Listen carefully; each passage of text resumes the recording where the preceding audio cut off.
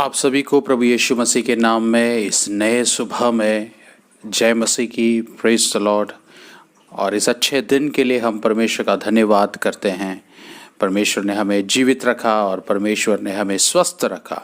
यदि हमारे जीवन में संघर्ष और संकट है तो भी परमेश्वर की मर्जी बिना और परमेश्वर की जानकारी बिना कुछ भी हमारे जीवन में नहीं होगा। ये बात पर हम विश्वास करें।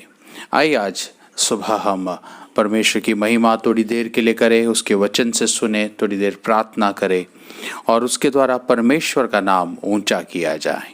आए प्रार्थना में जाएं। स्वर्गीय पिता परमेश्वर, दिल की गहराई से धन्यवाद करते हैं कि एक और नया दिन आपने आपके बच्चों के लिए, हम सब के लिए प्रदान किया। ये आपकी महान करुणा है, महान दया है परमेश्वर कि हम जीवितों के देश में पाए जाते हैं। हमारी गलतियों को माफ़ कर, हमारे अपराधों को क्षमा कर, हमारे पापों को हमारे जीवन से दूर कर दे। परमेश्वर पिता हमें पवित्र कर दे, निष्कलंक और निष्कपट कर दे। जैसे आप पवित्र है वैसे हमें पवित्र बना दे। परमेश्वर पिता थोड़ी देर मिलकर आपकी आराधना करने के लिए, आपके वचन को सुनने के लिए, एकाग्रता के साथ बैठने के लिए स्वर्गीय पिता परमेश्वर आप हमारी मदद करे करके हम दिल से प्रार्थना करते हैं। हमारे हालेलुया जीवन में परमेश्वर वो पवित्रता दे जो आप चाहते हैं, वैसा बना दे जैसा आप चाहते हैं, वैसा चलाए जैसा आप चाहते हैं। परमेश्वर पिता हम जब आपकी आराधना करेंगे, जब आपकी उपासना करेंगे, हमारा जीवन परमेश्वर, हमारी आराधना, हमारा शब्द, हमारी बोली, हमारा व्यवहार सब कुछ आपको महिमा लाने पाए। राजा परमेश्वर पिता हालेलुया, आपके पुत्र यीशु के द्वारा हम स्वतंत्र हुए, इसके लिए हम धन्यवाद करते हैं। प्रार्थना सुनने के लिए धन्यवाद, आदर महिमा और गौरव आपको देते हैं। यीशु मसीह के नाम से हम मांगते हैं, आमीन आमीन। आइए हम आराधना में जाने से पहले भजन संहिता से एक अध्याय हम पढ़ेंगे और उसके बाद हम आगे बढ़ेंगे। सभी को जय मसीह की। हम लोग मिलकर भजन संहिता 100 साम 100 को हम लोग पढ़ेंगे। भजन संहिता 100। हे सारे पृथ्वी के लोगों, यहोवा का जय जयकार करो, आनंद से यहोवा की आराधना करो, जय जयकार के साथ उसके सम्मुख आओ। निश्चय जानो कि यहोवा ही परमेश्वर है, उसी ने हमको बनाया और हम उसी के हैं। हम उसकी प्रजा और उसकी चराई की भेड़ें हैं। उसके फाटकों से धन्यवाद और उसके आंगनों में स्तुति करते हुए प्रवेश करो।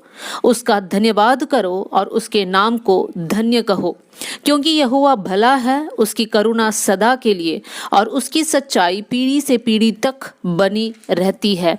आइए इस भजन के लिए हम लोग सब अपने हाथों को उठाकर हम प्रभु को धन्यवाद करेंगे। प्रभु धन्यवाद, धन्यवाद परमेश्वर पिता, इस भजन के लिए धन्यवाद। आइए कुछ गीतों को गाकर हम परमेश्वर की महिमा और आराधना करेंगे। आप सभी को जय मसीह की।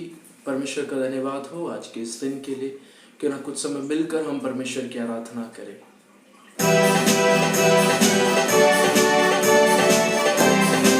ताली बजाकर हम परमेश्वर की आराधना करें।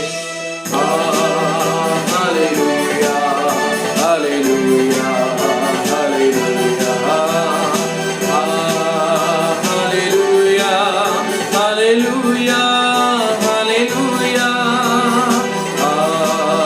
Hallelujah hallelujah hallelujah hallelujah hallelujah hallelujah. स्तुति गाएं हम, यीशु की स्तुति गाएं हम। हालेलुया स्तुति गाएं हम, यीशु की स्तुति गाएं हम। Hallelujah hallelujah hallelujah hallelujah hallelujah hallelujah. क्रूस पर बलि द्वारा अपना लहू बहाया, क्रूस पर बलि द्वारा अपना लहू बहाया। पाप को हटा कर साफ किया, हमको बचा लिया। पाप को हटा कर साफ है किया, हमको बचा लिया। हालेलुया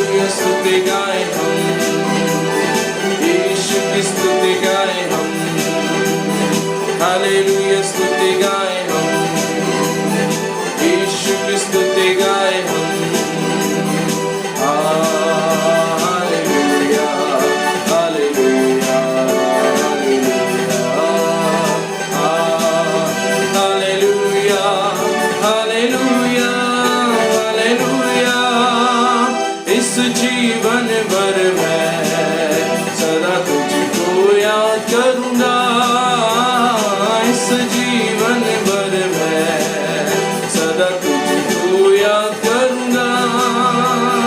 तेरी आत्मा पाकर तेरी इच्छा जानकर आगे भी बढ़ता रहूँगा, तेरी आत्मा पाकर तेरी इच्छा जानकर आगे भी बढ़ता रहूँगा। हालेलुया स्तुति गाए हम, यीशु की स्तुति गाए हम, हालेलुया स्तुति गाए हम, यीशु की स्तुति गाए हम। Hallelujah hallelujah hallelujah hallelujah hallelujah hallelujah. Yeshu के पास आओ और मुक्ति को अपनाओ, यीशु के पास आओ और मुक्ति को अपनाओ।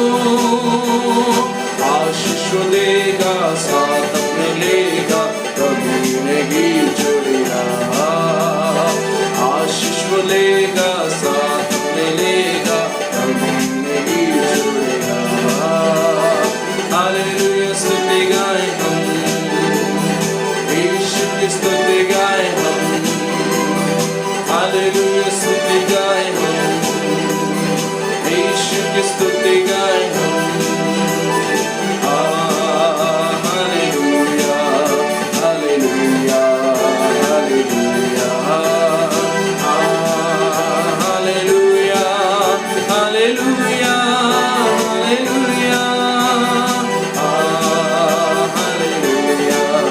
Hallelujah hallelujah hallelujah hallelujah hallelujah. स्तुति प्रशंसा हमारे यीशु की, आदर और महिमा हमारे यीशु की। मिलकर कहे स्तुति प्रशंसा हमारे यीशु की, आदर और महिमा हमारे यीशु की। आओ मिलकर गाए हम हालेलुया, आओ मिलकर गाए हम हालेलुया। स्तुति प्रशंसा हमारे यीशु की, आदर और महिमा हमारे यीशु की। स्तुति प्रशंसा हमारे यीशु की, आदर और महिमा हमारे यीशु की। आओ मिलकर गाए हम हालेलुया, आओ मिलकर गाए हम हालेलुया। बीमार उसको छूकर चंगे होते हैं, पापी उसके नाम से उद्धार पाते हैं। बीमार उसको छूकर चंगे होते हैं, पापी उसके नाम से उद्धार पाते हैं। सारे जगत से वो प्यार करता है, अनंत जीवन वो सबको देता है। सारे जगत से वो प्यार करता है, अनंत जीवन वो सबको देता है। आओ मिलकर गाए हम हालेलुया, आओ मिलकर गाए हम हालेलुया। स्तुति प्रशंसा हमारे यीशु की, आदर और महिमा हमारे यीशु की। स्तुति प्रशंसा हमारे यीशु की, आदर और महिमा हमारे यीशु की। आओ मिलकर गाए हम हालेलुया, आओ मिलकर गाए हम हालेलुया। राजाओं का राजा यीशु राजा है, प्रभुओं का प्रभु यीशु प्रभु है। राजाओं का राजा यीशु राजा है, प्रभुओं का प्रभु यीशु प्रभु है। सारे जगत में वो काम करता है, अनंत जीवन वो सबको देता है। सारे जगत में वो काम करता है, अनंत जीवन वो सबको देता है। आओ मिलकर गाए हम हालेलुया, आओ मिलकर गाए हम हालेलुया। स्तुति प्रशंसा हमारे यीशु की, आदर महिमा हमारे यीशु की। स्तुति प्रशंसा हमारे यीशु की, आदर महिमा हमारे यीशु की। आओ मिलकर गाए हम हालेलुया, आओ मिलकर गाए हम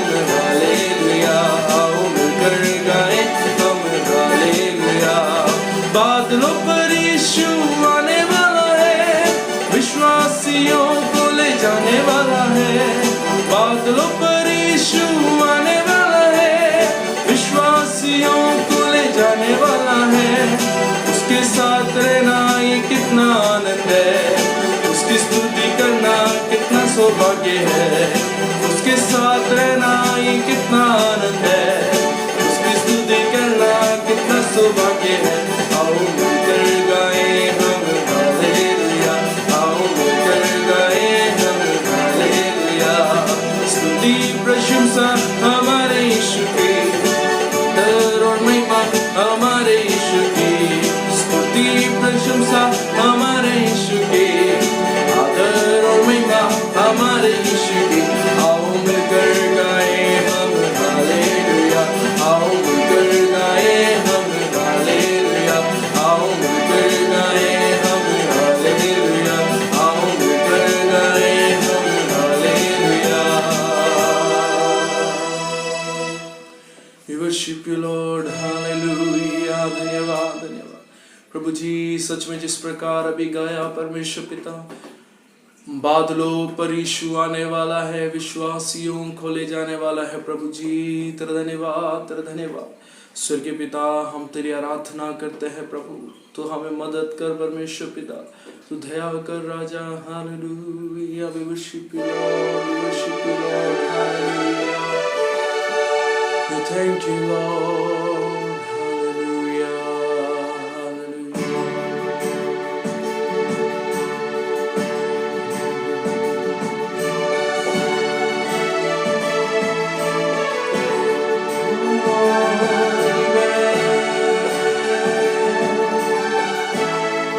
हाथ उठाकर कहे प्रभु, शून्य से लेकर तूने मुझे रच लिया अपने ही रूप में परमेश्वर पिता। प्रभु जब हमारे पास अन्न नहीं था, जब हमारे पास वस्त्र नहीं थे प्रभु, तूने दिलासा दिया परमेश्वर पिता। प्रभु शून्य से लेके तूने रच लिया अपने ही रूप में, प्रेम किया है अनंत प्रेम से, दिया पुत्र मेरी मुक्ति के लिए। शून्य से लेके तूने रच लिया अपने ही रूप में, प्रेम किया है अनंत प्रेम से, दिया पुत्र मेरी मुक्ति के लिए। अनोखा प्यार है तेरा, करूँगा स्तुति तेरी मैं सर्वदा। अनोखा प्यार है तेरा, तेरी मैं सर्वदा। अनोखा प्यार है तेरा, करूँगा स्तुति तेरी मैं सर्वदा। अनोखा प्यार है तेरा, करूँगा स्तुति तेरी मैं सर्वदा। जग में आया यीशु स्वर्ग छोड़कर, मेरा सारा दंड सह लिया उसने, कोड़े खा के क्रूस उठाकर यीशु मुझे मुक्ति और चंगाई दे दी। हाथ उठाकर कहे अनोखा प्यार है तेरा, करूँगा स्तुति तेरी मैं सर्वदा। दिल से गाए अनोखा प्यार है तेरा, करूँगा स्तुति तेरी मैं सर्वदा। अन्य वस्त्र और सभी आशीषें दी मुझे उसने भरपूर से, खतरों सब मुसीबतों से। कि पुतली जैसे संभाला मुझे। अनोखा प्यार है तेरा, करूँगा स्तुति तेरी मैं सर्वदा। अनोखा प्यार है तेरा, करूँगा स्तुति तेरी मैं सर्वदा। दिल से कहे अनोखा प्यार है तेरा, करूँगा स्तुति तेरी मैं सर्वदा। अनोखा प्यार है तेरा, गाऊँगा स्तुति तेरी मैं सर्वदा। गाऊँगा स्तुति तेरी मैं सर्वदा। स्वर्गीय पिता, हम धन्यवाद करते हैं प्रभु जी, हालेलुया। आज की आराधना के लिए हम धन्यवाद करते हैं प्रभु। जिस प्रकार गीत में गाया परमेश्वर पिता इस समय प्रभु जी, प्रभु तेरा अनोखा प्यार है प्रभु जी। तेरे इस अगापे प्रेम के लिए हम धन्यवाद करते हैं प्रभु जी। तूने दी हुई अगम्य शांति के लिए हम धन्यवाद करते हैं परमेश्वर पिता। जितने लोग प्रभु इस समय इस आराधना को सुन रहे हैं प्रभु, एक एक व्यक्तियों के जीवन में प्रभु व्यक्तिगत रूप से प्रभु जी अपने गवाही को तैयार करना प्रभु जी। आगे का समय तेरे हाथों में समर्पित करते हैं। वचन के द्वारा हम सबसे बातचीत करना यीशु मसीह के नाम से मांगते हैं, आमीन। आप सभी को प्रभु यीशु मसीह के नाम में जय मसीह की। और मैं विश्वास करता हूं कि आराधना के द्वारा, गीतों को गाने के द्वारा हमने परमेश्वर का महिमा साथ में कर पाए हैं। प्रभु की स्तुति हो। आए हम एक छोटा सा प्रार्थना करें और उसके बाद वचन में जाएं। स्वर्गीय पिता परमेश्वर, हम आपके चरणों में अपने शीश नवाकर कहना चाहते हैं प्रभु कि हमें जीवन की रोटी चाहिए, हमें जीवन का जल चाहिए। हमें परमेश्वर पिता जीवन के सोते से आप पिलाएं। परमेश्वर पिता आपका दिव्य वचन जो मद से भी मीठा है, हालेलुया, आपका दिव्य वचन जो ताए हुए सोने से भी बहुत बहुमूल्य है। परमेश्वर पिता वो वचन आज हमें हौसला, दिशा और परमेश्वर उत्साह देने पाए करके हम प्रार्थना करते हैं। हम प्रार्थना करते हैं परमेश्वर जुड़े हुए तमाम लोगों पर आपका अनुग्रह रहे। आप हमसे बात करें, बोलने वाला मैं, सुनने वाला हम में से हर एक व्यक्ति परमेश्वर आपके द्वारा आज आशीषित हो जाए वचन के द्वारा। प्रार्थना सुनने के लिए धन्यवाद। यीशु मसीह के नाम से हम मांगते हैं, आमीन आमीन। हम सब जीवन की दौड़ को दौड़ते हैं और हम सब लोग प्रभु यीशु मसीह पर विश्वास करते आए हैं, करना शुरू किए हैं या करने का मन रखते हैं। याद रखें कि इस जीवन का दौड़ जो इस संसार में हम दौड़ते हैं ये बहुत इम्पॉर्टेंट है। ये संसार तात्कालिक है, ये संसार की वस्तुएं तात्कालिक है, हमारा शरीर तात्कालिक है, हमारा जीवन इस संसार में तात्कालिक है। लेकिन जो कुछ हम इस संसार में करते हैं, जो कुछ हम बोलते हैं, जैसा हम जीते हैं, वो सब बहुत मायना रखता है, क्योंकि वो सब का हमें परमेश्वर के सामने लेखा देना पड़ेगा। वो सब के लिए हमें परमेश्वर के न्यायासन के सामने खड़े रहकर जो कुछ हमने इस संसार में बोला किया, उस सब के लिए परमेश्वर के सामने हमको जवाब देना पड़ेगा। हम मसीह हो या मसीह ना भी हो, हम चाहे यीशु पर विश्वास पूरी तरीके से करें या नहीं भी करने वाले कोई भी इंसान हो, सभी को परमेश्वर के न्यायासन के सामने खड़ा रहना पड़ेगा।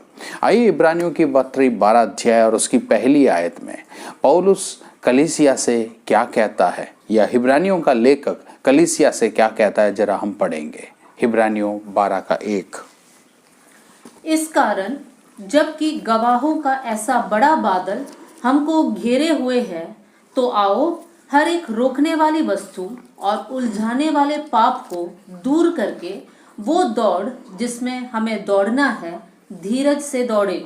सो परमेश्वर का वचन कहता है कि मुझे और आपको सारे रोकने वाली वस्तु और उलझाने वाले पाप को, जो इस संसार में हमारा हमला करता है, हमारे जीवन को बीच में रोक देता है या फिर आत्मिक जीवन को रोक देता है, उन चीज़ों को हमारे जीवन से उठाकर फेंक कर वो दौड़ जो हमारे लिए निर्धारित किया गया है उसको हमें धीरज के साथ दौड़ना है। हालेलुया। हम में से कोई भी नहीं कह सकते हैं कि हम इस दौड़ में नहीं दौड़ सकते हैं। हमें दौड़ना ही है, हम दौड़ ही रहे हैं। लेकिन फर्क यह है, क्या हम मसीह में होकर संसार के तरीके के अनुसार दौड़ रहे हैं या परमेश्वर के वचन के अनुसार दौड़ रहे हैं। धीरज से दौड़ना अर्थात परमेश्वर के वचन पर निर्भर होकर, भरोसा रखकर, उसके वायदे पर भरोसा रखकर हमें दौड़ना बहुत जरूरी है। एक और आयत इस संदर्भ में हम पढ़ेंगे, 1 कुरिन्थियों 9 अध्याय और उसकी 24वीं पद। 1 कुरिन्थियों 9 का 24, 1 Corinthians 9:24। क्या तुम नहीं जानते कि दौड़ में तो दौड़ते सभी है, परंतु इनाम एक ही ले जाता है।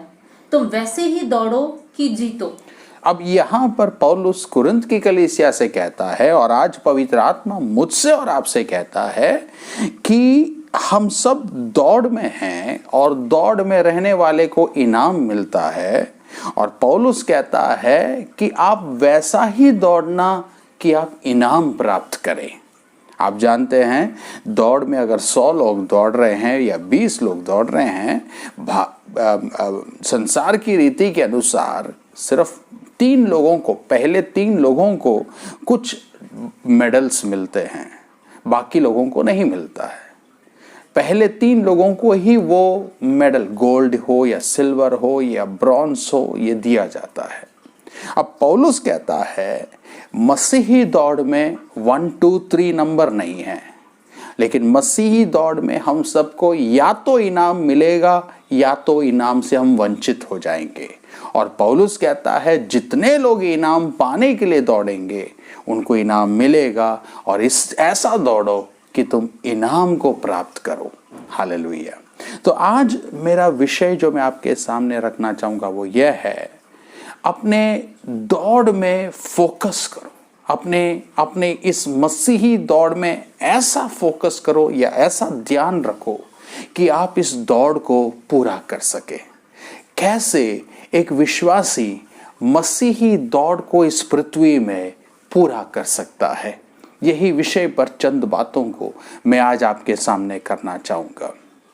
उस बात को समझने के लिए आइए हम सबसे पहले शुरू करें कि परमेश्वर ने हमें जिस वजह से बुलाया, किस वजह से बुलाया, हम पढ़ेंगे यिर्मयाह 1:5। हम देखेंगे यिर्मयाह को परमेश्वर ने क्यों बुलाया। Why did God call Jeremiah? हाँ, गर्भ में रचने से पहले ही जी मैंने तुझ पर चित्त लगाया और उत्पन्न होने से पहले ही मैंने तेरा अभिषेक किया। मैंने तुझे जातियों का भविष्यवक्ता ठहराया। अब कोई भी व्यक्ति यो नहीं कह सकता है कि परमेश्वर ने मुझे व्यर्थ में बुलाया। बाइबल कहता है यिर्मयाह के विषय में कि परमेश्वर ने यिर्मयाह को माता के गर्भ से, अर्थात उनके गर्भ में रचने से पहले ही, उनके माता पिता एक बच्चे के लिए प्लान करने से पहले ही परमेश्वर ने यिर्मयाह को देख लिया था, चुन लिया था और नियुक्त भी कर दिया था। तो यिर्मयाह को परमेश्वर याद दिला रहा है, ये दौड़ में आपको ध्यान रखना जरूरी है, क्योंकि एक मकसद के साथ मैंने तुम्हें संसार में लेकर आया। तो बुलाहट बहुत इंपॉर्टेंट है, और किस वजह से परमेश्वर ने यिर्मयाह को बुलाया वो भी इंपॉर्टेंट है। परमेश्वर ने यिर्मयाह को किस लिए बुलाया, यहाँ पर माता के गर्भ में रचा तब से परमेश्वर जानता था और बुलाया था, उसको अलग किया था। लेकिन परमेश्वर ने उसको जातियों के लिए भविष्यवक्ता के रूप में परमेश्वर ने बुलाया था। पौलुस के विषय में पवित्र शास्त्र क्या कहता है हम पढ़ेंगे। पौलुस के विषय में प्रेरितों का काम 9 अध्याय और उसका 15वीं आयत। प्रेरितों का काम 9 का 15 में क्या लिखा है जरा देखें। परंतु प्रभु ने उससे कहा, तू चला जा, क्योंकि वह तो अन्य जातियों और राजाओं और इजरायलियों के सामने मेरा नाम प्रकट करने के लिए मेरा चुना हुआ पात्र है। परमेश्वर का पवित्र आत्मा अनन्यास से कहता है, पौलुस जो सता रहा था कलीसिया को, जो पीड़ित कर रहा था, लोगों को मार रहा था, वो पौलुस को परमेश्वर ने बहुत पहले से ही चुन लिया था। और किस लिए चुना था? अन्य जातियों के लिए परमेश्वर का चुना हुआ पात्र के रूप में परमेश्वर ने उसको चुना था। Hallelujah. A chosen instrument for the Gentiles. परमेश्वर का मकसद जरा पौलुस के लिए देखिए। इसलिए तो पौलुस कहता है कि मैं ये दौड़ में केंद्रित रहना चाहता हूं या फिर फोकस रहना चाहता हूं, क्योंकि परमेश्वर ने व्यर्थ में मुझे नहीं बुलाया, मुझे एक मकसद से बुलाया। मेरे सुनने वाले अजीजों, मेरे प्रिय भाई बहनों, बच्चों, जवानों, परमेश्वर ने यदि आपको अपने बेशकीमती लहू से मोल लेकर या खरीद लिया है, आपको चुन लिया है, आपको बुलाया है, आपको ये पुष्टि हो रहा है अंदर से कि I am called by God, मैं परमेश्वर के द्वारा बुलाया गया हूं। जरूरी नहीं है आप सेवकाई में हो, जरूरी नहीं है आप पूर्णकालीन सेवा में हो, आपको परमेश्वर ने बुलाया है, तब ही आपने उद्धार पाया है और विश्वास किया है, बपतिस्मा लिया है, पवित्र आत्मा का अभिषेक पाया है। अर्थात हर एक व्यक्ति जो कहता है मैं मसीह हूं, वो परमेश्वर के द्वारा बुलाए गए हैं। आपके लिए और मेरे लिए लिखा हुआ वचन एक और बार हम पढ़ेंगे। पहला पत्रस 2 अध्याय और उसकी 9वीं आयत। पहला पत्रस 2 का 9 आयत हम पढ़ेंगे। 1 पीटर 2:9। पर तुम एक चुना हुआ वंश और राज्य पदधारी, याजकों का समाज और पवित्र लोग और परमेश्वर की निज प्रजा हो, इसलिए कि जिसने तुम्हें अंधकार में से अपनी अद्भुत ज्योति में बुलाया है, उसके गुण प्रकट करो। परमेश्वर का वचन कहता है 4 पदवी हम विश्वासियों को परमेश्वर आज दे रहा है। ये पौलुस के बारे में नहीं है, ये यिर्मयाह के बारे में नहीं है, लेकिन ये मेरे बारे में और आपके बारे में है, और उस समय के पीड़ा में या क्लेश सहने वाले मसीह लोगों के बारे में है, या तितर बितर हुए प्रभु के संतों के विषय में है। परमेश्वर कहता है कि तुम एक चुना हुआ वंश, राज्य पदधारी, याजकों का समाज, पवित्र लोग, परमेश्वर के निज प्रजा। परमेश्वर ने हमको बुलाया है। किस लिए बुलाया है? किस लिए बुलाया है? बेकार में नहीं बुलाया है कि हम उस परमेश्वर का गुण अनुवाद करें, बड़ाई करें, महिमा करें, उसका गवाह बने, उसके गुण को अपने जीवन के द्वारा दूसरों को दिखाए। उस परमेश्वर का जिसने हमें अंधकार में से ज्योति में बुलाया। हालेलुया। अंधकार में राज्य करने वाले भी है, लेकिन अंधकार से ज्योति में बुलाकर ज्योति में राज्य करने वाला है प्रभु Yeshu Masih. Jesus is the light of the world. और मुझे और आपको उस अंधकार के प्रभु के अनुसार नहीं, लेकिन ज्योति, जिसने कहा मैं ही जीवन का ज्योति हूँ, I am the light of the world, मैं ही जगत का ज्योति हूँ, उस परमेश्वर का हमें गुणानुवाद करना है। आज 3 बातों को मैं आपको देना चाहूँगा अगर मुझे और आपको इस दौड़ को पूरा करना है तो। 3 things where we have to be mindful of if we want to finish the race, or else we may miss the mark. हो सकता है कि हम निशाने से चूक जाएंगे अगर इन 3 बातों पर हम केंद्रित नहीं रहे। नंबर 1, हमारा जीवन का चाल चलन, हमारा जीवन का दृष्टिकोण हमें बहुत ही याद रखना है, हर समय याद रखना है। सोते वक्त, जागते वक्त, चलते वक्त, मार्केट जाते वक्त, सिर्फ चर्च जाने के समय नहीं, सिर्फ 10 मसीह लोगों को मिलने के समय नहीं, लेकिन हर समय हमें याद रखना है ये पहली बात कि मैं परमेश्वर का मंदिर हूँ। मैं परमेश्वर का मंदिर हूँ, या फिर मेरा शरीर परमेश्वर का मंदिर है। यदि इस बात को हम भूल बैठे तो मैं और आप निशाने से चूक जाएंगे। हालेलुया। परमेश्वर चाहता है कि उसका मंदिर शुद्ध रहे, पवित्र रहे, निष्कलंक रहे। आइए हम पढ़ेंगे मत्ती 5 अध्याय उसका 22 और 23। शरीर को शुद्ध रखने के लिए क्या शुद्ध होना जरूरी है करके यीशु मसीह वहां पर कहता है। हम पढ़ेंगे मत्ती 6 का 22 और 23। मत्ती 6 का 22 और 23। शरीर का दिया आंख है, इसलिए यदि तेरी आंख निर्मल हो तो तेरा सारा शरीर भी उजियाला होगा। क्या आपने ध्यान से सुना? मैंने अभी थोड़ी देर पहले कहा कि हमारा शरीर क्या है? परमेश्वर का मंदिर है। मैं परमेश्वर का मंदिर हूं। लेकिन यहां पर यीशु मसीह कहता है हमारा आंख हमारा शरीर का दिया है, और यदि आंख सही है, आंख शुद्ध है, तो हमारा शरीर भी पूरे उजियाले से भरा होगा। 23 भी पढ़ेंगे। परंतु यदि तेरी आंख बुरी हो तो तेरा सारा शरीर भी अंधियारा होगा। यदि तेरी आंख बुरी हो तो तेरा सारा शरीर भी क्या होगा? अंधेरे से भर जाएगा। तो परमेश्वर का मंदिर को शुद्ध रखने के लिए मेरा दर्शन, मेरा देखना, मेरा दृष्टि, मेरा चीजों को अपनी आंखों से देखना, लोगों को मेरी आंखों से देखना एक शुद्ध मनसा के साथ होना चाहिए। अशुद्धता को देखने वाला व्यक्ति कभी भी नहीं कह सकता है कि मेरा शरीर परमेश्वर का मंदिर है। परमेश्वर का मंदिर अगर मैं और आप रहना चाहते तो उसका पहला स्टेप, प्रथम बिंदु मेरे और आपके आंख है। यदि आंख शुद्ध है और आंखों के द्वारा हम शुद्ध चीजों को देखते हैं, पढ़ते हैं, शुद्ध चीजों को अंदर लेते हैं आंखों के द्वारा, मन के अंदर स्टोर होने वाला प्रत्येक बात हमारे आंख के द्वारा दिखने के बाद होता है। पहली बिंदु यह है कि हमारे शरीर को मंदिर के रूप में हमारे इस दौड़ के अंत में अंत तक संभालना बहुत जरूरी है। नहीं तो मैं और आप परमेश्वर की इच्छा से या परमेश्वर की मनसा से या फिर इस दौड़ से हम वंचित हो जाएंगे, बाहर हो जाएंगे। दूसरा महत्वपूर्ण बात, यदि इस दौड़ को मुझे और आपको पूरा कर हमें सफल होना है तो दूसरा मुख्य बात जो हमें समझना है वो ये है कि मैं और आप परमेश्वर के द्वारा बुलाए गए हुए लोग, प्रभु ने एक उद्देश्य के लिए हमें बुलाया है। हम सबके हाथ में परमेश्वर ने कुछ ना कुछ तोड़े दिए हैं। तोड़े यानी कुछ ना कुछ ऐसे गुण दिया है जिसको हमें इस संसार में उपयोग करना है।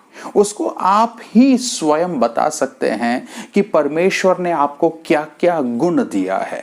यदि आपको समझ में नहीं आता है तो आपके साथ रहने वाले कोई वरिष्ठ विश्वासी या पासवान या प्रभु के दासी से पूछने से आपको मालूम पड़ेगा, या फिर वो लोग हेल्प करेंगे आपको समझने के लिए। लेकिन आप सब स्वयं बुद्धिमान लोग हैं और आप समझ सकते हैं कि परमेश्वर ने अलग अलग गुण मुझे दिया है, सबको दिया है। देखिए मत्ती रचित सुसमाचार उसका 25वीं अध्याय में और उसकी 15वीं आयत में क्या लिखा है देखें। गुण कैसे दिया है करके हम पढ़े वहां पर। या उसने एक को 5 तोड़े, उसने एक को 5 तोड़े, दूसरे को 2, दूसरे को 2 और तीसरे को 1, और तीसरे को 1 तोड़ा दिया। अर्थात हर एक को उसकी सामर्थ के अनुसार दिया। हर एक को परमेश्वर ने उसके सामर्थ के अनुसार दिया और तब परदेश चला गया। यस, देखिए परमेश्वर ने जब मुझे और आपको अनेक प्रकार का गुण दिया है करके मैंने कहा, बाइबल में लिखा है मेरा और आपका सामर्थ, पोटेंशियल, एबिलिटीज को जानकर परमेश्वर ने दिया है। मुझे वो गुण नहीं दिया जो मैं इस्तेमाल कर ही नहीं पाऊंगा। मुझे वही दिया है या वही तोड़ा या वही वरदान या वही गुण दिया है जो मैं इस्तेमाल कर सकता हूं, जो मैं इस्तेमाल करने में सक्षम हूं। हालेलुया। दूसरा पॉइंट क्या है हमारा? वफादार रहो, विश्वास योग्य रहो उन तमाम बातों में जिसको परमेश्वर ने आपके लिए दिया है। या God has given different abilities for you. Be faithful in using all those abilities for His glory. ये एक तोड़ा जिसने पाया उसने अपना तोड़ा नहीं देखा, लेकिन दूसरों को मिला हुआ तोड़ा देखा होगा। शायद उसने गिनती किया होगा कि मुझे तो एक ही मिला और सामने वाले को 5 और 2 मिला। यहाँ पर तोड़ों की गिनती, किसको कितना मिला वो नहीं है इम्पोर्टेंट, लेकिन यहाँ पर इम्पोर्टेंट मुझे जो मिला क्या मैं उसको पहचानता हूँ और क्या मैं उसको इस्तेमाल कर कर वफादार ठहरता हूँ। हालेलुया।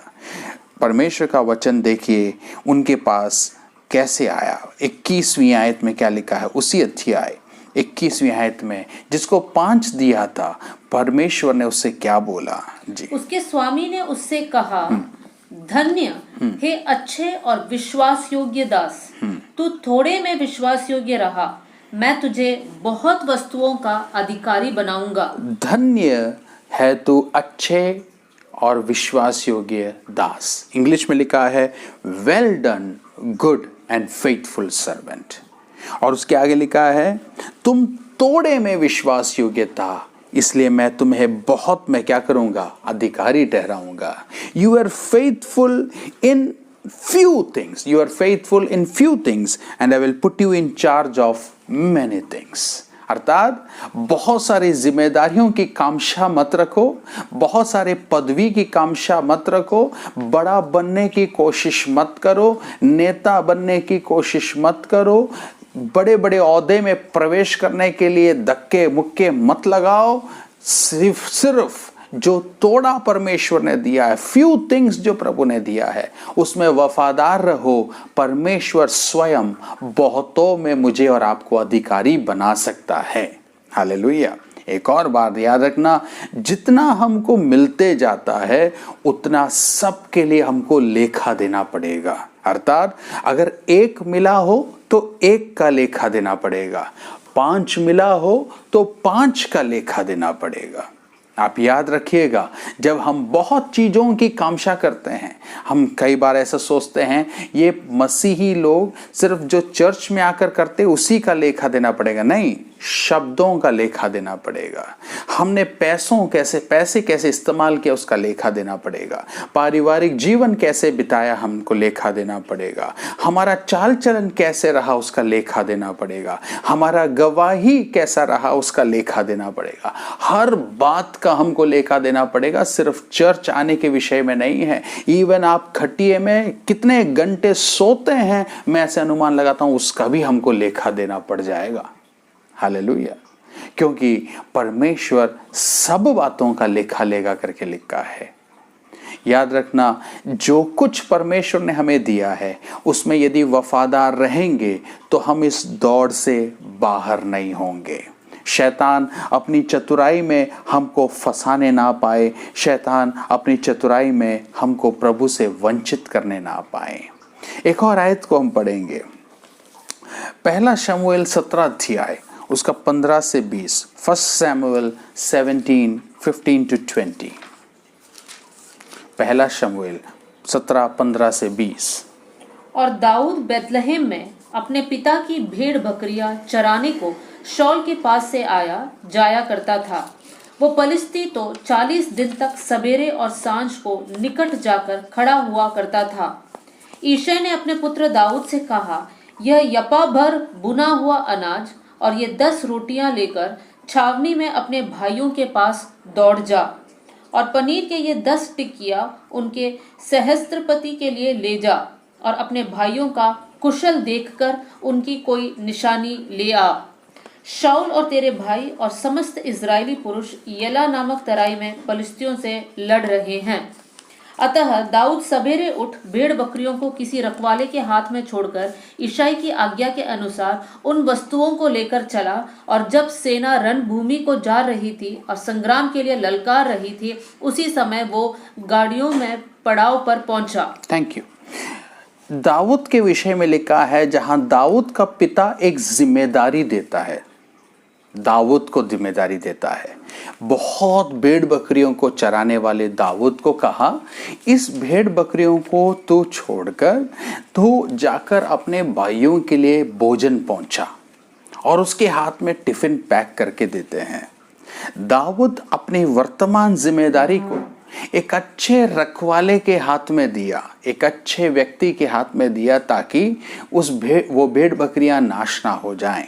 और उसके बाद सुबह सुबह उठकर अपने भाइयों को मिलने के लिए पिता ने दिया हुआ जिम्मेदारी के साथ निकल जाता है।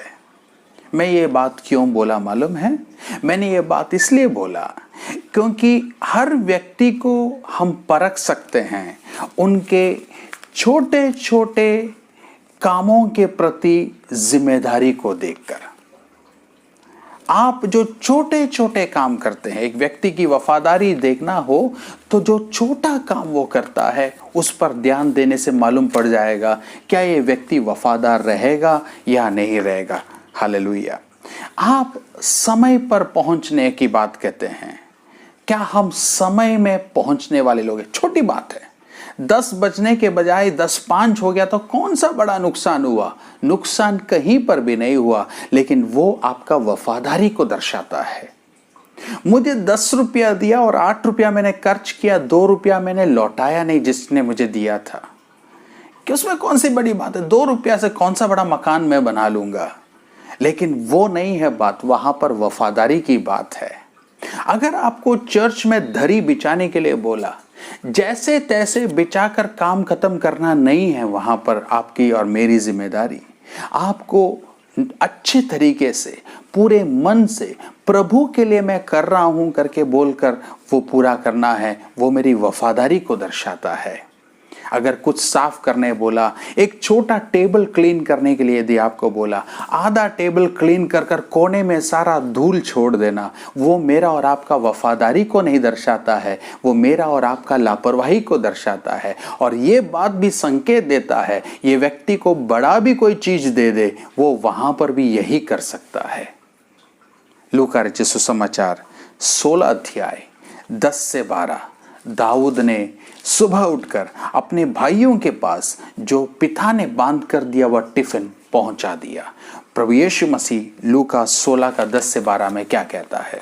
जो थोड़े से थोड़े में सच्चा है, जो थोड़े से थोड़े में सच्चा है, वो बहुत में भी सच्चा है, वो बहुत में भी सच्चा रहेगा। और जो थोड़े से थोड़े में अधर्मी है, जो थोड़े से थोड़े में भी अधर्मी है, वो बहुत में भी अधर्मी है। वो बहुत में भी अधर्मी है। इसलिए जब तुम अधर्म के धन में सच्चे ना ठहरे तो सच्चा धन तुम्हें कौन सौंपेगा? अधर्म के धन में सच्चे ना ठहरे, अर्थात इस पृथ्वी के पैसे में, तो सच्चा धन में कैसे वफादार ठहर पाओगे? ये यीशु मसीह का वचन है। जो थोड़े से थोड़े में, अर्थात एक सबसे छोटी बात आपका जीवन का आप ले लो, सबसे छोटी बात, उसमें यदि आप और मैं वफादार नहीं हैं तो बड़े से बड़े बात में वफादार रहने की सपना हम देख नहीं सकते हैं और वो जिम्मेदारी मिलने का भी उम्मीद नहीं रख सकते हैं। बहुत लोग सोचते हैं कि मैं जैसे भी करूं, किया तो सही ना, भले थोड़ा सा धूल रह गया, किया तो सही। मैं अक्सर देखता हूं, छोटा सा एक काम अगर किसी को दिया जाता है, वो व्यक्ति उसको ऐसा करता है जैसे मानो 50% मैंने किया, 50% बाद में किसी के बोलने के बाद फिर वो किया जाएगा।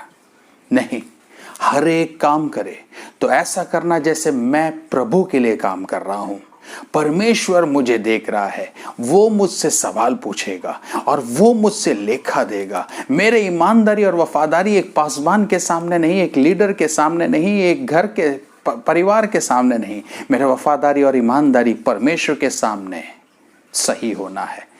थोड़े से थोड़े में वफादार रहने को सीखें। पहला पत्रस 5 अध्याय उसका 6 और 7 भी हम पढ़ेंगे। पहला पत्रस 5 का 6 और 7। इसलिए परमेश्वर के बलवंत हाथ के नीचे दीनता से रहो, जिससे वो तुम्हें उचित समय पर बढ़ाए। परमेश्वर के बलवंत हाथ के नीचे क्या रहो? दीनता से। ये तीनों बात जो हमने बोला वो हमको सिखाता है कि जो थोड़ा हमें मिला है वहां पर हम वफादार रहे। दाऊद जैसे अपने पिता की बात को मानकर, आज्ञाकारी होकर, भेड़ों को छोड़कर, बड़ा सा काम को छोड़कर, बहुत बड़ा काम छोड़कर टिफिन पहुंचाने के लिए भाइयों के पास गया। जैसे यीशु ने कहा थोड़े से थोड़े बातों में वफादार रहो, और अब पतरस कहता है कि परमेश्वर के बलवंत हाथ के नीचे अधीन रहो। वफादार रहे जहां प्रभु ने आपको रखा है। ऊंचाइयों के लिए तरसो मत, फेमस होने के लिए तरसो मत, मशहूर होने के लिए तरसो मत। परमेश्वर है जो मुझे उठाता है, परमेश्वर है जो मुझे खड़ा करता है, परमेश्वर है जो बहुतों के लिए मुझे उपयोगी बनाता है। गिराना उठाना सब परमेश्वर के हाथ में है, लेकिन मेरा वफादारी और मेरा ईमानदारी उसके लिए जिम्मेदार है। यदि मैं वफादार नहीं हूं तो परमेश्वर मुझे नहीं उठाएगा। यदि मैं ईमानदार हूं, वफादार हूं, फेथफुल हूं, तो परमेश्वर जरूर मुझे और आपको उठाएगा। हालेलुया। सो दो बातें हमारे इस दौड़ को पूरा करने के लिए अभी तक मैंने बताया। नंबर 1, अपने शरीर को परमेश्वर के मंदिर के रूप में समझे आखिरी तक, अर्थात मृत्यु तक। नंबर 2, मरते दम तक विश्वास योग्य रहे। और नंबर 3 और आखिरी बात मैं आपको बोलना चाहूंगा, मत्ती रचित सुसमाचार 23 अध्याय और उसकी 11वीं पद हम पढ़ेंगे। यदि इस दौड़ को पूरा करना है तो हमें क्या करना चाहिए या कैसे रहना चाहिए इस पृथ्वी में, हमारा जीवन कैसे होना चाहिए। मत्ती 23 का 11। तुम में बड़ा हो वो तुम्हारा सेवक बने। जो कोई अपने आप को बड़ा बनाएगा वो छोटा किया जाएगा, और जो कोई अपने आप को छोटा बनाएगा वो बड़ा किया जाएगा। तीसरी बात अंत तक याद रखे, मृत्यु तक याद रखे कि मुझे और आपको इस दौड़ को सफलता से पूरा करने के लिए, इनाम मिलने लायक मेरा दौड़ समाप्त करने के लिए, मुझे और आपको दीन रहना बहुत जरूरी है, नम्र रहना बहुत जरूरी है। The pathway of a Christian, of a believer is a path of humility. निरंतर याद रखना कि घमंड मेरे पतन के कारण बन सकता है, अहंकार मेरा पतन के कारण बन सकता है, मेरे अंदर बलवा मेरा पतन के कारण बन सकता है, मेरा गुस्सा मेरा पतन के कारण बन सकता है, मेरा दुश्मनी मेरा पतन के कारण बन सकता है, दूसरों को तुच्छ समझना मेरा पतन के कारण बन सकता है, दूसरों की आलोचना करना, उनके बारे में उनके पीठ के पीछे बात करना मेरे पतन के कारण बन सकता है। यदि मैं दीन होगा तो अभी जितनी लिस्ट मैंने बताया, इन बातों में मैं अपने आप को कभी भी नहीं डालूंगा। हालेलुया। दीन बनना एक मसीह व्यक्ति का पहचान होना चाहिए अंत तक। ऐसा नहीं कि जब तक मैं एक लीडर के अधीन हूं, लीडर हो जाएं, बड़ा लीडर हो जाएं, सर्वोच्च लीडर हो जाएं, तो भी दीनता मुझे और आपको सीखना होगा। हालेलुया। ये दीन नहीं रहेंगे तो हम इस दौड़ में इनाम से वंचित हो जाएंगे। हालेलुया। मरकुस 9 का 35 में यीशु मसीह क्या कहता है? मरकुस 9 के 35 में, तब उसने बैठकर 12 को बुलाया और उनसे कहा, यदि कोई बड़ा होना चाहे तो सबसे छोटा और सबका सेवक बने। यदि कोई बड़ा होना चाहे तो वो सबसे छोटा और सबका सेवक। उसके बाद वाला जो लाइन है, सबका सेवक बने। ये सबसे कठिन बात है। दीन तो मैं हो सकता हूं, छोटा मैं हो सकता हूं, चुपचाप एक किनारे बैठ सकता हूं, लेकिन परमेश्वर का वचन आगे क्या कहता है? सबका सेवक बने। Be servant for all. Hallelujah. सबका सेवक बनने में हमको हमारे कई हक को छोड़ना पड़ जाता है, हमारे कई प्रकार की खूबियों को हमें छोड़ना पड़ेगा दूसरों का सेवक बनने के लिए। अक्सर हम देखते हैं भारत में बहुत गरीब लोग हैं, बहुत शोषित लोग हैं, बहुत ही वंचित लोग हैं, बहुत सारे सौभाग्य उनको नहीं मिला है।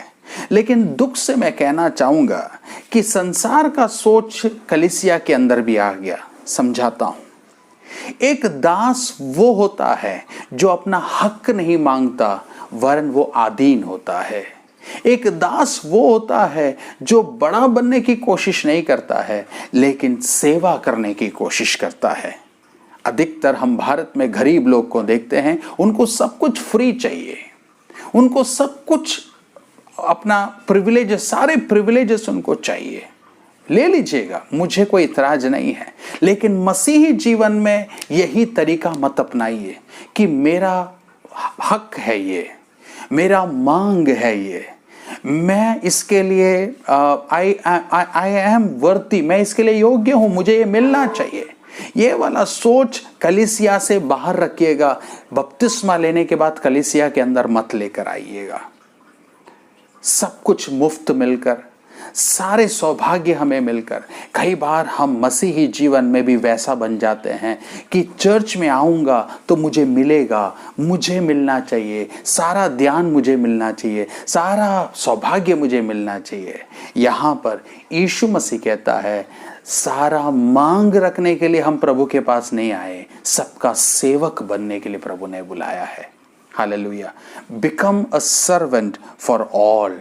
अंत में सारा काम करने के बाद हम ऐसे कहना चाहिए जैसे लूका रचित सुसमाचार 17 अध्याय में लिखा है। जरा पढ़ेंगे लूका रचित सुसमाचार 17 अध्याय 7 आयत से लेकर 10 आयत तक क्या लिखा है, जरा देखिए। लूका 17 7 से 10। तुम में से ऐसा कौन है जिसका दास हल जोतता या भेड़े चराता हो, और जब वो खेत से खाए तो उससे कहे तुरंत आकर भोजन करने बैठ, और यह ना कहे मेरा खाना तैयार कर, और जब तक मैं खाऊं पीऊं तब तक कमर बांधकर मेरी सेवा कर, इसके बाद तू भी खा पी लेना। क्या वो उस दास का एहसान मानेगा कि उसने वे ही काम किए जिसकी आज्ञा दी गई थी? इसी रीति से तुम भी जब उन सब कामों को कर चुको जिसकी आज्ञा तुम्हें दी गई थी, तो कहो हम निकम्मे दास हैं। हम निकम्मे दास हैं। जो हमें करना चाहिए था, जो हमें करना चाहिए था, हमने केवल वही किया है। हमने केवल वही किया है। I am an unworthy servant, I only did my duty. मैं एक निकम्मा दास हूँ, जो मुझे करना चाहिए था वही मैंने किया। वो मेरा एक मांग नहीं था, मेरा हक नहीं था, आपने आदेश दिया, मैंने उसको पूरा किया। दास का स्वभाव ऐसा ही होता है। You told me to do it and I did it. It was my duty. I am an unworthy servant. मैं एक निकम्मा दास हूँ, आपने बोला था करने के लिए, मैंने उसको पूरा किया, इतना ही है। उससे बड़ा कोई महिमा मुझे नहीं चाहिए, कोई प्रताप मुझे नहीं चाहिए, कोई पैसे मुझे नहीं चाहिए, कोई सौभाग्य मुझे नहीं चाहिए। यही है एक दास का उत्तर इस संसार के यात्रा के अंत तक। हालेलुया। दास बनने के विषय में मैं जब बोला, मैं आपसे बोलूं कि यीशु मसीह स्वयं अपना पूरा सेवा खत्म कर कर अंत जब किया तो उसने क्या मिसाल दिखाया।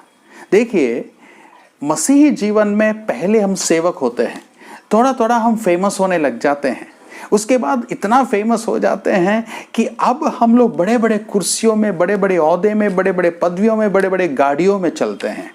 यीशु मसीह इतना सेवा कर कर इतना नाम उसका सब जगह पे फैल गया, इतनी भीड़ यीशु के पीछे आ रहा था, और अंत में आकर यीशु मसीह क्या कर रहा है? एक राजा का मृत्यु नहीं मर रहा है। एक ऐसा व्यक्ति नहीं है जो कह रहा तुम बैठो मेरे पैर को दबाओ, ऐसा नहीं कह रहा है। लेकिन यीशु मसीह यूहन्ना उसका 13 अध्याय उसका 3 से 5 में क्या करता है, जरा देखिए। यूहन्ना 13 3 से 5 में यीशु मसीह दास का मिसाल देता है। यीशु ने यह जानकर कि पिता ने सब कुछ मेरे हाथ में कर दिया है, और मैं परमेश्वर के पास से आया हूँ और परमेश्वर के पास जाता हूँ। यीशु मसीह ये जानकर कि पिता ने सब कुछ मेरे हाथ में कर दिया, मैं सिंहासन छोड़कर परमेश्वर के पास से यहाँ आया, मैं इस पृथ्वी छोड़कर वापस उस सिंहासन पर जा बैठने वाला हूँ। ये सब जानने के बाद यीशु ने क्या किया? हाँ, भोजन पर से उठकर अपने ऊपरी कपड़े उतार दिए जी, और अंगोछा लेकर अपनी कमर बांधी। तब बर्तन में पानी भरकर चेलों के पाँव धोने और जिस अंगोछे से उसकी कमर बंधी थी उसी से पोंछने लगा।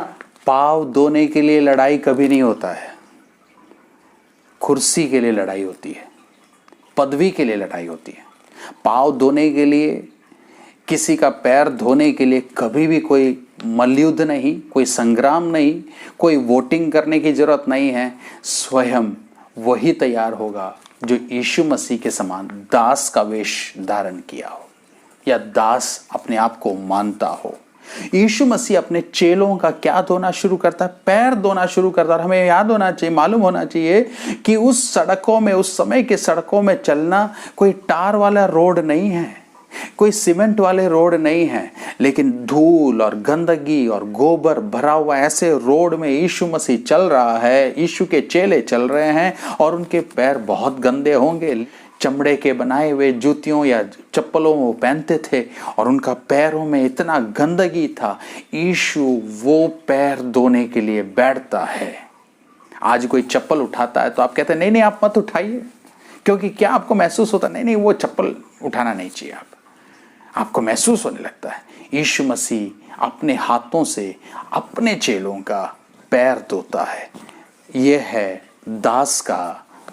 दास बनने का मतलब।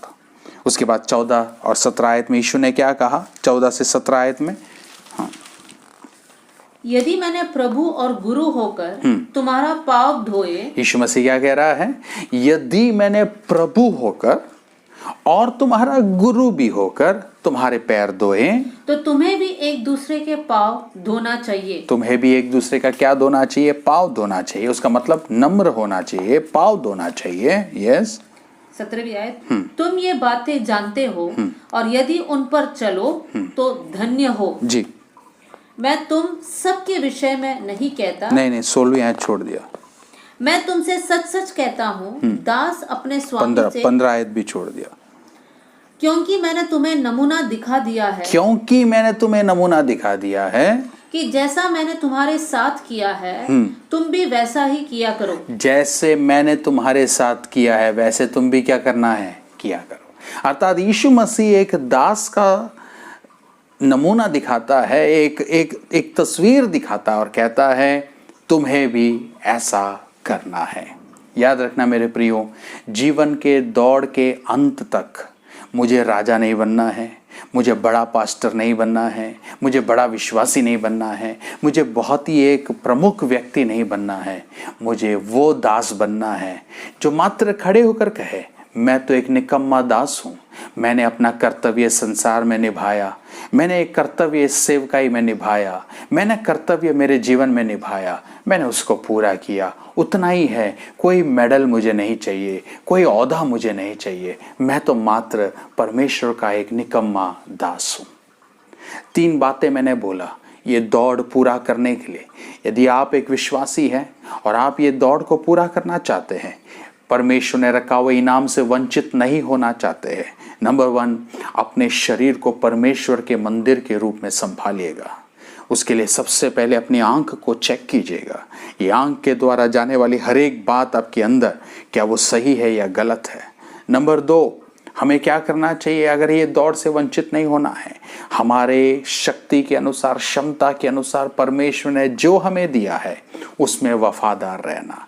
थोड़ा और बहुत का लड़ाई नहीं है यहाँ पर, जो प्रभु ने दिया है उसमें वफादार रहना। बहुतों की जिम्मेदारी चाहते हैं, बहुत बड़ा बनना चाहते हैं, 500 विश्वासी वाला कलीसिया चाहते हैं, बहुत सारी सौभाग्य चाहते हैं। सबसे पहले जो चौथा परमेश्वर ने दिया है उन बातों में ध्यान रखें, उन बातों में वफादार रहे। समय के विषय में, आपका धन के विषय में, आपका बुद्धि के विषय में वफादार रहे, आपके शब्दों में वफादार रहे। तीसरी बात और आखिरी बात, यदि इस दौड़ को पूरा करना है और अंत में इनाम पाना है तो जीवन का अंत तक दीन रहे, नम्र रहे, दूसरों का सेवा करे, पैर धोए, जैसे मसीह यीशु ने कलीसिया के लिए मिसाल बना। प्रार्थना करें। स्वर्गीय पिता परमेश्वर, दिल की गहराई से हम धन्यवाद करते हैं आपके वचन के लिए। आपके वचन के अनुसार चलने के लिए आप हमारी मदद करें। प्रार्थना सुनने के लिए धन्यवाद। यीशु मसीह के नाम से हम मांगते हैं, आमीन आमीन। मैं विश्वास करता हूं कि वचन के द्वारा परमेश्वर ने आपसे बात किया है और आप लगातार वचन में बने रहें और उसके अनुसार चलने की कोशिश करें ताकि हमारे जीवन में परमेश्वर काम करे। जो प्रेयर रिक्वेस्ट आए हैं इस समय पर, जो भी प्रार्थना रिक्वेस्ट आए हैं, उन तमाम प्रेयर रिक्वेस्ट के लिए आइए हम प्रार्थना करेंगे और प्रभु से परमेश्वर का धन्यवाद भी करेंगे, क्योंकि बहुतों का प्रार्थना को परमेश्वर ने सुना है, उत्तर भी दिया है और साथ में प्रार्थना भी करेंगे उन लोगों के लिए जो शरीर में और मन में दिक्कत में है, संकट में है। स्वर्गीय पिता परमेश्वर, आज के सभा के लिए हम धन्यवाद करते हैं। हम धन्यवाद करते हैं उन प्रिय लोगों के लिए जो जुड़े हैं और आगे भी जाकर सुनेंगे। हम प्रार्थना करते यीशु मसीह के नाम से प्रभु जी, आप उन पर अपना अनुग्रह के हाथ को रखें। यीशु मसीह के नाम से उनके शरीर पर एक अद्भुत चंगाई वो अनुभव कर पाए। परमेश्वर, आपका वचन कहता है, मैं तेरा चंगा करने वाला यहोवा हूँ। आपके वचन के अनुसार प्रभु अपने बच्चों को पूर्ण चंगाई दीजिए। हम प्रार्थना करते हैं सिर से लेकर पैर तक, आमीन, एक पूर्ण चंगाई यीशु मसीह के नाम से इसी समय पर आपके बच्चों के शरीर में आने दे, मन में आने दे। हम प्रार्थना करते हैं किसी के घर में आर्थिक संकट है, हो लॉर्ड, मानसिक दिक्कतें हैं परमेश्वर, भौतिक दिक्कतें हैं, यीशु के नाम से हम प्रार्थना करते हैं कि उनके घर में परमेश्वर आपका हस्तक्षेप हम चाहते हैं, आपका इंटरवेंशन हम चाहते हैं परमेश्वर पिता।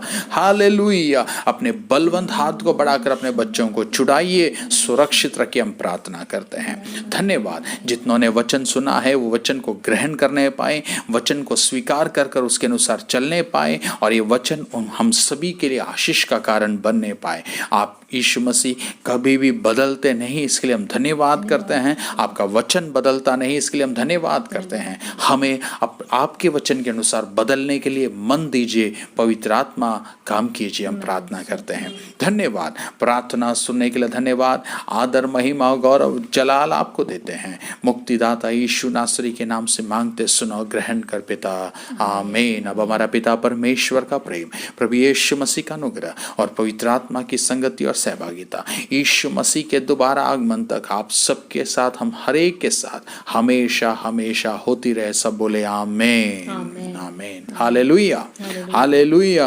हालेलुया। बोलो यीशु मसीह की जय। थैंक यू जुड़ने के लिए तमाम भाई बहनों, बच्चों, जवानों को हम दिल से जय मसीह कहते हैं, प्रेज द लॉर्ड कहते हैं। थैंक यू जुड़ने के लिए, गॉड ब्लेस यू। आपके लिए संडे स्कूल का, आपके बच्चों के लिए संडे स्कूल का क्लास रिलीज किया जाएगा, आप देख सकते हैं। और हम विश्वास करते हैं आने वाले दिनों में परमेश्वर अपनी मर्जी के अनुसार आपको निरंतर चलाते रहेंगे।